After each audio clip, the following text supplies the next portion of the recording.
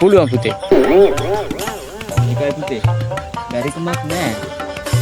නැත්නම් අපිට මේක හැකියාව නෙවෙයි. මේ ආණ්ඩුව වෙනස් වෙන්න ඕන පුතේ. නැත්තම් බෑ.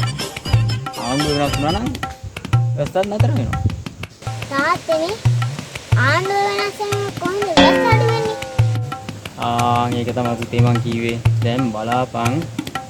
කොයි ආණ්ඩුව ආවත් ඔය වැස්ස නතර කරන්න පුළුවන්. බඩු මිලේ ඉහළ යන එක නතර කරන්න පුළුවන්. ඔය කිසි දෙයක් මේ අපේ ඉන්න හරට තේරෙන්නේ නැහැ නේ මේ ලංකාවේ. ඒකනේ වැඩේ වෙලා තියෙන්නේ.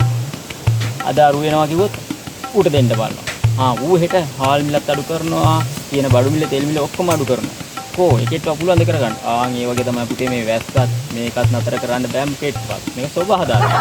ඒකයි පුතේ තේරුම් ගන්න වෙලා තියෙන්නේ. තාත්තේ ඔයාට තේරෙන දේ මේ රටේ උන්ට තේරෙන්නේ නැහැ.